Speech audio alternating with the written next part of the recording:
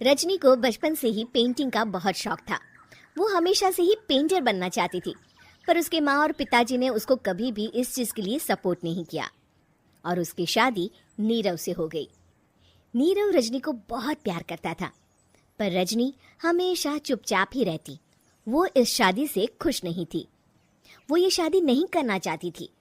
उसे तो हमेशा से पेंटर जो बनना था। अपने इस सपने को वो नहीं पूरा कर पाई, इसलिए वो हमेशा उदास रहती थी। रजनी, बहुत ही बढ़िया फिल्म लगी है, कल देखने चले? नहीं जी, कल मुझे बहुत काम है, मैं नहीं जा पाऊंगी। अच्छा तो कोई बात नहीं, संडे को चलते हैं। देखिए, मुझे फिल्म देखना पसंद नहीं है, आपको जाना है तो चले जाइए। नीरव को मना करके रजनी वहां से चली जाती है और अपने बैग को खोलकर उसमें बंद पड़े ब्रश और कलर्स को देखकर रोने लगती है। रजनी, चलो ना कहीं बाहर खाने चलते हैं, कुछ तुम्हारी पसंद का। जी मुझे नहीं जाना, मेरी तबीयत ठीक नहीं है। रजनी वहां से चली जाती है। नीरव को समझ नहीं आता कि रजनी उससे इतना दूर क्यों रहती है। वो जब भी उसके साथ वक्त बिताना चाहता है, रजनी कोई ना कोई बहाना बना देती है। एक दिन घर पर कोई नहीं था। रजनी घर का सारा काम जल्दी से खत्म कर लेती है। घर पर अकेले होने के कारण वो सोचती है कि वो आज पेंटिंग करेगी। वो अपने कमरे में जाकर पेंट ब्रशेस और कलर्स निकालकर जैसे ही कलर मिक्स कर रही होती है कि दरवाजे पर बेल बज जाती है। अब कौन आ गया इस वक्त? इतनी मुश्किल से तो मुझे पेंट करने का मौका मिला है। रजनी दरवाजा खोलती है तो उसकी सास अपनी सहेलियों के साथ खड़ी होती है और सब घर के अंदर आ जाते हैं। अरे बहू, सबको शरबत बनाकर पिला दे, बाहर तो बड़ी गर्मी है। उफ। जी।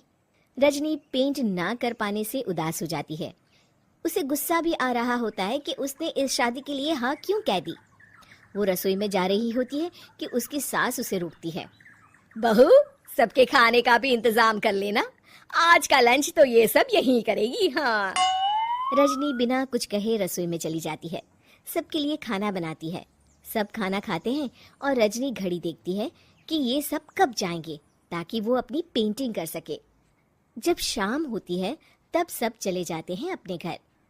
अरे बहू, सब तेरे खाने की तो बहुत तारीफ कर रहे थे, सबको बहुत अच्छा लगा खाना।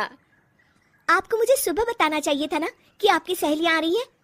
पता भी है कितना वक्त लगा सारा खाना बनाने में। अरे बहू, तू ऐसे कैसे बात कर रही है मुझसे? तो और कैसे बात करूं? मैं इस घर की कोई नौकरानी नहीं हूं कि इतना काम करूंगी। रजनी अपने कमरे में जाकर दरवाजा बंद कर लेती है। शाम को जब नीरव आता है तो उसकी माँ उसे पूरी घटना के बारे में बताती है। क्या? रजनी ने आपसे इस तरह बात की माँ? हाँ, और पता नहीं उसे क्या हो गया है, शाम से बाहर भी नहीं आई है। मैंने तो कई बार आवाज दी, खाना भी नहीं खाया उसने।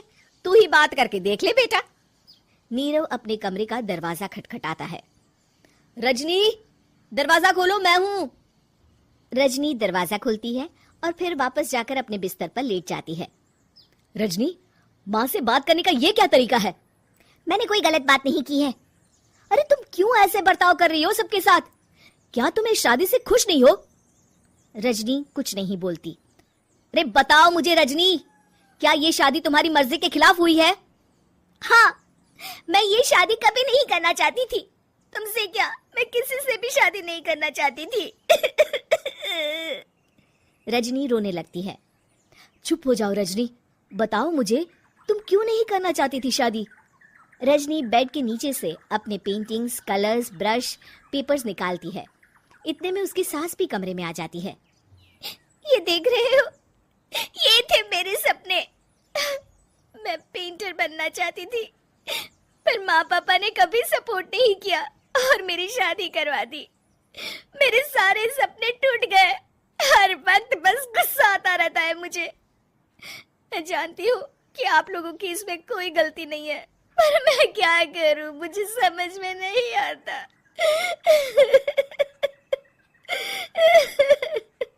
रजनी फूट फूट कर रोने लगती है। मुझे माफ कर दीजिए, आप दोनों के साथ मैं बहुत बुरा बर्ताव कर रही हूँ। अरे रजनी बेटा, चुप हो जाओ तुम। नीरव पानी लेकर आता है। ये लो पानी पियो और शांत हो जाओ।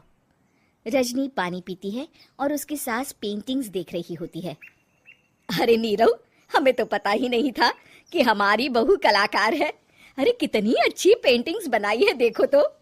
ये वाली तो मैं अपने कमरे में ले जाऊंगी। आपको ये पेंटिंग्स अच्छी लगी? अच्छी नहीं, बहुत अच्छी लगी। और तुमने हमें बताया क्यों नहीं? तुम जब चाहे पेंटिंग कर सकती हो रजनी। हम तुम्हारे सपनों को पूरा करने में तुम्हारा पूरा साथ देंगे। हाँ बेटा, हम कला की कद्र करते हैं। हम कलाकार तो नहीं, पर मुझे गर्व है कि मेरी बहू एक कलाकार है। रजनी, नीरव और सास तीनों हंस पड़े।